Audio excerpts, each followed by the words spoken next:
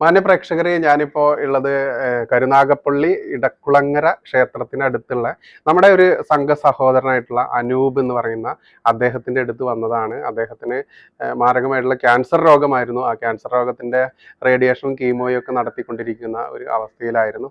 ആ സമയത്ത് തന്നെ അതിൻ്റെ കൂടെ ഇപ്പോൾ ഈ കീമ നടത്തിയതിൻ്റെ സൈഡ് എഫക്റ്റ് എന്നുള്ള രീതിയിൽ ഇപ്പോൾ രണ്ടാമതൊരു അസുഖം കൂടി വന്നിരിക്കുകയാണ്. എല്ലുകൾ ജോയിൻറ്റിൻ്റെ അവിടെയൊക്കെ പൊടിയുക എന്നുള്ളത്, അത് ഏറ്റവും കൂടുതൽ ഇടുപ്പല്ലിൻ്റെ അവിടെയാണ് പൊടിയുന്നത്. അപ്പം അതിന് വേണ്ടിയിട്ട് വലിയൊരു സർജറി ചെയ്യേണ്ടതുണ്ട്.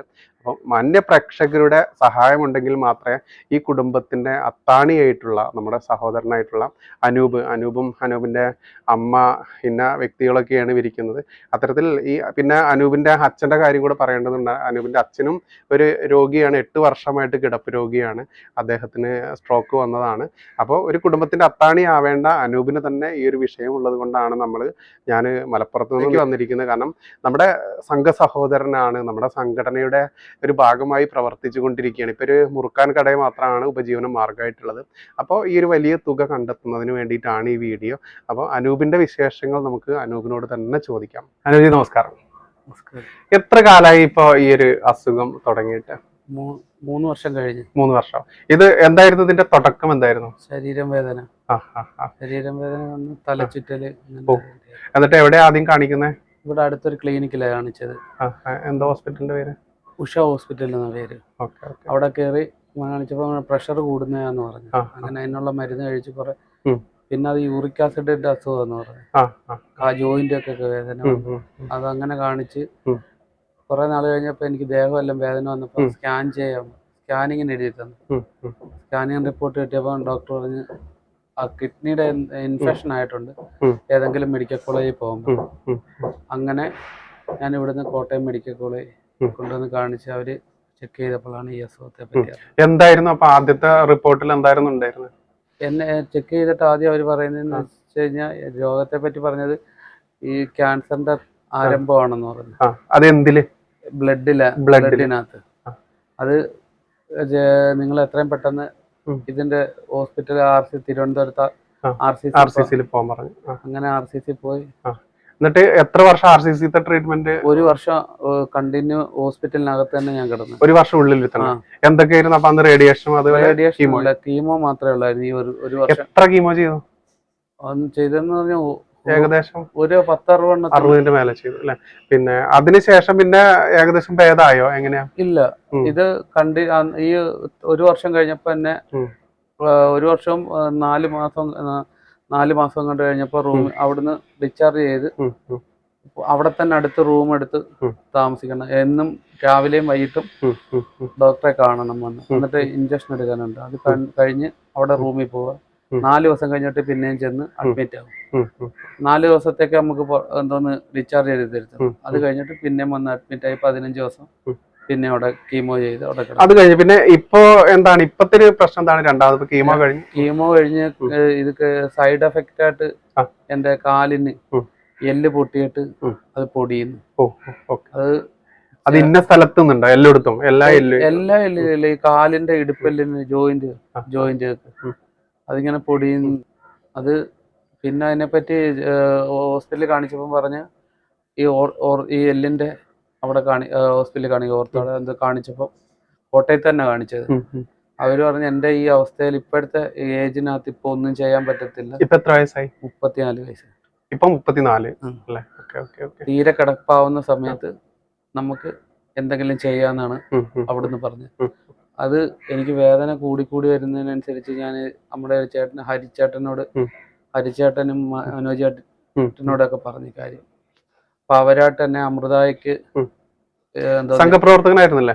സംഘപ്രവർത്തകനായിരുന്നു. അവിടെ ഇല്ലായിരുന്നു, ചുമതലയൊന്നും ഇല്ലായിരുന്നു. സ്വയം സേവകനായിരുന്നു. ഏതാ നിങ്ങളുടെ ശാഖ വരുന്ന? മാരായത്തോട്ടെ ശാഖ. വയസ്സ് എത്രയാ അറിയോ? 18 വർഷം. അപ്പൊ അത് സംഘത്തിന്റെ ഒക്കെ പറ്റാവുന്നിടത്തോളം എല്ലാവരും സഹായിച്ചിട്ടുണ്ടാവും, എല്ലാവരുടെയും പറ്റുന്നത്. എന്റെ കൂട്ടുകാർ ഏറ്റവും കൂടുതൽ എന്നെ സഹായിച്ച എന്റെ കൂട്ടുകാര്, എന്റെ കൂടെ പഠിച്ച സുഹൃത്തുക്കളും, അല്ലാതെ കരുനാഗപ്പള്ളി മാടങ്കാവ് എന്ന് പറയുന്ന സ്ഥലത്തുള്ള എന്റെ ചേട്ടന്മാരും, അല്ലാതെ ഈ കല്ലേലി ഭാഗത്തുള്ള എന്റെ കൂട്ടുകാർ. അതേപോലെ എന്റെ ബന്ധുക്കളും. ഇപ്പൊ എന്നിട്ട് ഇപ്പൊ രണ്ടാമത് എല്ല് പൊടിയുന്ന അത് കണ്ടെത്തി, അത് ട്രീറ്റ്മെന്റ് ഇപ്പൊ എവിടെ അമൃതയിൽ പോയായിരുന്നു. അമൃതയിൽ കാണിച്ചപ്പോ എക്സ്റേ ഒക്കെ എടുത്ത് നോക്കിയിട്ട് പറഞ്ഞ് ആകെയുള്ള ഒരു സൊല്യൂഷൻ എന്ന് വെച്ച് കഴിഞ്ഞാൽ ഇത് ഓപ്പറേഷൻ ചെയ്ത് വേറെ പീസ് വെക്കണം. ഈ പൊടിഞ്ഞു പോണ അതിന് ചെയ്യുന്നതിന്റെ ആദ്യം ഒരു ഡോക്ടറെ കണ്ട് കാര്യങ്ങളെല്ലാം പറഞ്ഞു ഇതിന്റെ കാര്യങ്ങളെല്ലാം തീരുമാനിക്കുന്ന വേറെ ഡോക്ടറാണെന്ന് പറഞ്ഞു. ആ പുള്ളിയുടെ അപ്പോയിന്റ്മെന്റ് അടുത്ത ട്രിപ്പ് ചെല്ലാൻ പറഞ്ഞു. അങ്ങനെ അടുത്ത ട്രിപ്പ് ആ ഡോക്ടറെ പോയി കണ്ടപ്പോൾ ഡോക്ടർ അതിന്റെ കാര്യങ്ങളെല്ലാം സംസാരിച്ചിട്ട് എന്റെ എത്ര രൂപ ആവും എന്തു ആവും എന്നുള്ളതെല്ലാം പറഞ്ഞു. അപ്പൊ ഈ രോഗം സ്ഥിരീകരിക്കുന്ന സമയത്ത് ജോലി ഉണ്ടായിരുന്നല്ലോ? ജോലി എന്തായിരുന്നു അത്? എനിക്ക് വെൽഡിങ്ങിന്റെ പണിയായിരുന്നു. പിന്നെ ഇത് ചെയ്യാൻ പറ്റില്ല, കാലുകൊണ്ട് പിന്നെ എണീച്ച് നിന്ന് മുകളിലോട്ടൊന്നും കയറാനും പിടിക്കാനും കുത്തിയിരുന്നൊന്നും ചെയ്യാൻ പറ്റാത്തതുകൊണ്ട് ജോലിക്ക് പോകും. ഈ വീട് സ്വന്തം വീടാണോ? അല്ലല്ല, വാടകയ്ക്ക് താമസിക്കുക.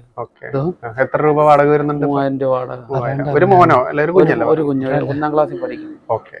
അപ്പൊ ഏകദേശം 6 വയസ്സ് 8 വയസ്സ്. ഒരു കാര്യം എന്ന് വെച്ചാൽ 1 വർഷം ഹോസ്റ്റലിൽ കിടന്നതിന്റെ കുഞ്ഞിനെ പോകാൻ പറ്റിയില്ല. അപ്പൊ അതുകൊണ്ട് വൈകി പോയി 1 വർഷം അല്ലേ? ഓക്കെ. അപ്പൊ ഇനിയിപ്പോ അമൃതയെന്ന് പറഞ്ഞത് ഇപ്പൊ എത്ര രൂപയാണ് ലാസ്റ്റ് എമൗണ്ട് പറഞ്ഞ 4 ലക്ഷത്തോളം വരുന്നുണ്ട്.